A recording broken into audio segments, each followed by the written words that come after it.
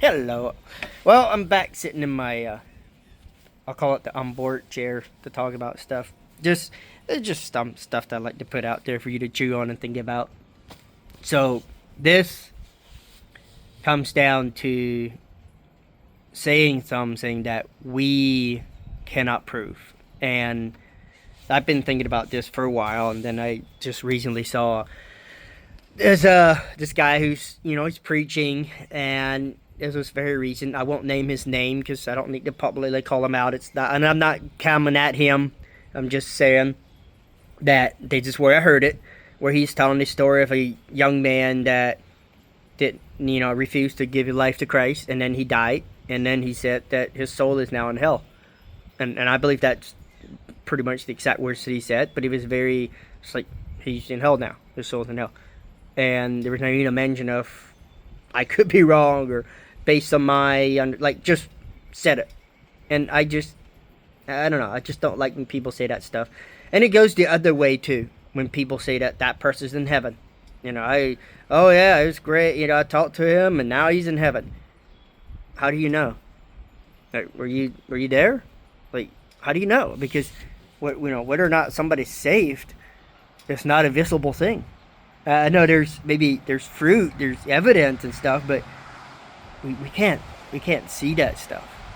And I find it arrogant to make these statements. And it's as simple as just adding, like, based on my belief. Well, nope, shouldn't say that because my belief doesn't determine truth. But based on my understanding or my interpretation of the Bible, so and so, that whatever. But like I said, is preachers will do this, where they'll say things like, they had this meeting and 13 people gave their life to Christ, or 3 people surrendered their life to Christ. That's a big one. Surrender. Like, I don't know. How do you know there's not a flipping devil worshiper undercover in there just to see what's going on, and he does all the saying and all the going through the yes, I believe Jesus Christ, blah blah, and then yet he doesn't believe it for a second in his heart. Is that possible? That's probably possible. So, and I know this is, I hear it in my head too.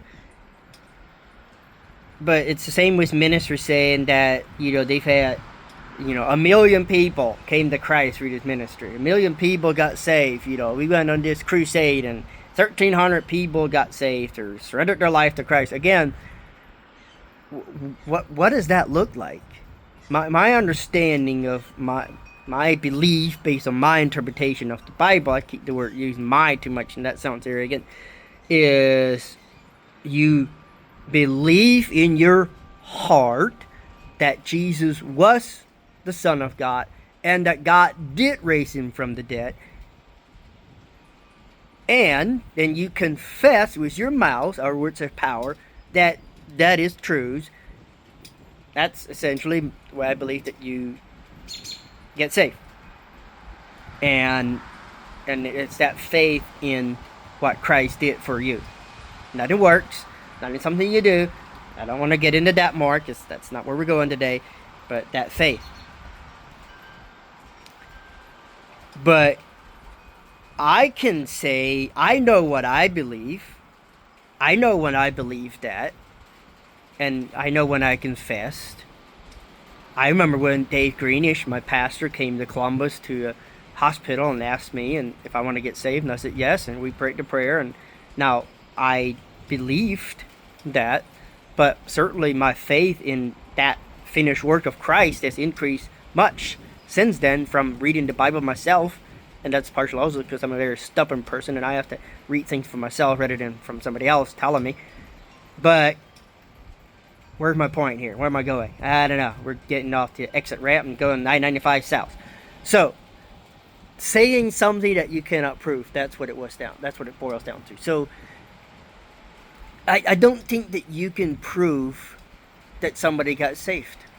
You have very strong conclusions, I get that. But I don't know, it just makes me twitch and cringe when somebody says that, yeah, I was there when that person got saved. and and you know that grandma's in heaven. Like, okay, how about this one? Billy Graham, is he in heaven? Some people, well, of course he's in heaven. Duh. There's people. I remember seeing comments, I believe on Facebook somewhere, when Billy Graham died. Graham. People said that he went to hell. People were saying that in the comments. Why? Because, well, he taught wrong. Their opinion is that what Billy Graham taught was not the correct gospel message, and therefore he's in hell. So, which one is it? It's just people's opinion. We don't know until we get there to see. We don't know. Hitler, he's definitely in hell. We don't know that. We don't know that. Unless you actually go there and see him. You don't know that. So I don't think that we have the right to say that. And that's my message to myself, is I don't ever want to get to a point where I just say that's the way it is. Because we don't know. That grass, that's green. That's green, no question about it. Or is it? Why do I say it's green? Because I was taught that is the color green. Right? My skin is like peach. That's the color that we as humans decided. That's the word we decided we're gonna call that. That's the only thing we got. The only reason I can say that's green is because we decided it's green. Does that make it truth? No, it doesn't. If you ask me, it doesn't. Because truth, like it's just made up. We just made it up. People just made up that's the color green. And if we would want to, we could switch the word green and pink. We could switch the color from green to pink, and in 50 years from now, we would all agree. We would just put it all over the universe and make the news, big headlines, green and pink is switched. And in 100 years from now, somebody would sit here and argue that that's pink. I'm like, no, that's green. Oh, you didn't get the memo. We just all collectively agree. Okay, now I have no idea what I'm saying. I'm just really rambling off. I'm just making a point that even sometimes what we think is truth is simply just something that we agree on. So what is truth? What's actual truth? I would say the only thing that's actual truth is what God himself said is truth. He created the universe and he created everything in it, and he didn't create this chair, I should say, but he created the materials that we use to make the chair. And so when he says this, and this, that's truth. Other than that, I have a Ford car out there. How do I know it's Ford? Oh, we decided it's a Ford. They decided to call it a Ford. That's how it is. There's no truth there. It ain't. Now, I just slapped myself. Is that truth? Yeah, it's truth. No doubt about it. Because it happened. And there's video evidence of it. So, back to it. Alright. And so, okay, if somebody asks me, like, is that person safe, since that's the topic I was on, or is that person not safe going to hell? If I ever tell you yes or no, please slap me. Because I do not think that I have the right to say that. I think that'd be very arrogant. And this is where it's going to get sticky. I don't even believe in saying that I know for a fact that I'm saved. Ooh, there comes the spicy stuff. And I know that many of those who come out of the Amish and religion that teach that you don't know, that's the way the Amish teach.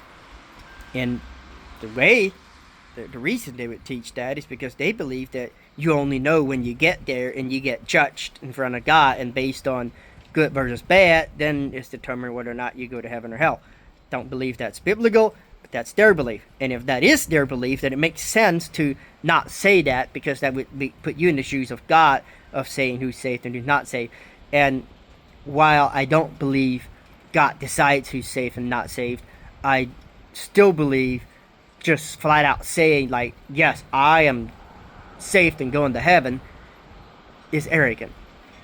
I know. So, well, why would I believe what I do then if I don't know for a fact? Well, I didn't say that I know for a fact, but I don't know for a fact. I'm going based on the Bible, assuming the Bible's truths, and then assuming I'm interpreting correctly, and that I was taught correctly and told correctly. So it's all just assumptions. That's all it is. That's all it is. Now, if I didn't believe that, if I believed that the way I'm living my life and based on my faith and everything is going to send me to hell, then I would change. I'll say that much. But I don't believe that.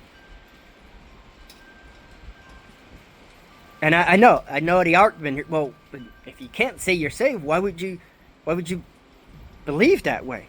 If you're not even sure, how could I be sure of anything? Oh, and here's something that I just thought about too.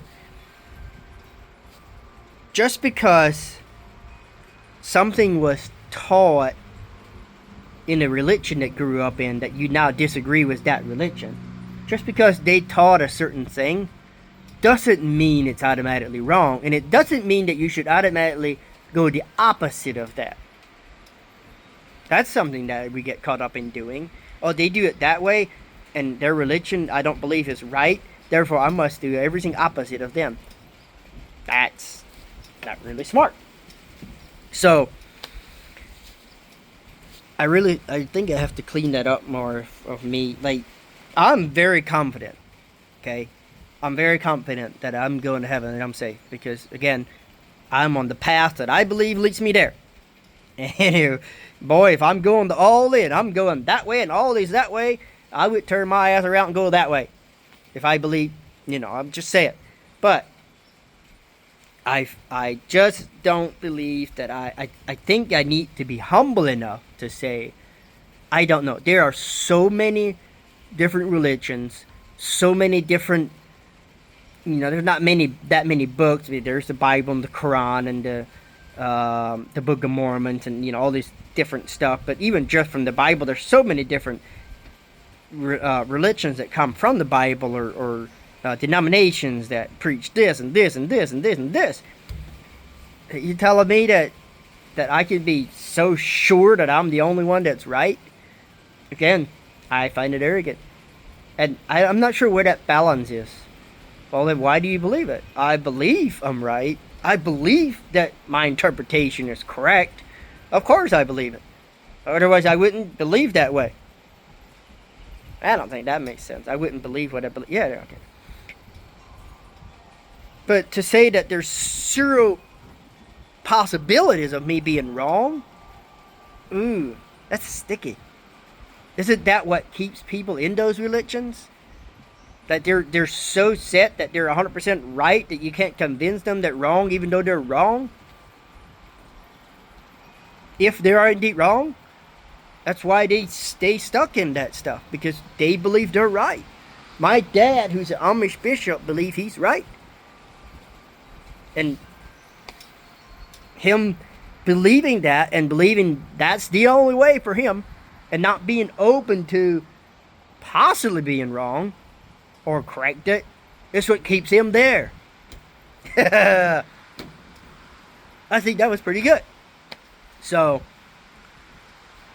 my goal is, and I'm just going to share it for you guys if you want to get on board or not, is to just watch how I say things and not just, make these statements of that person's safe and that person's going to hell and that person did this and that person did that and that person did, and he's greedy and he is so-and-so and she is so-and-so, unless you can back it up, man. You gotta have some proof to back this stuff up.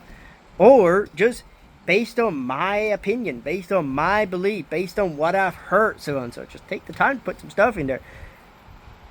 I don't like listening to people that just make broad statements without backing it up. I don't trust that they'll tell me everything that they'll tell me the truth, because they just throw it out there. So before I dig a deeper hole, I'm going to end this video, and you guys can let me know your thoughts.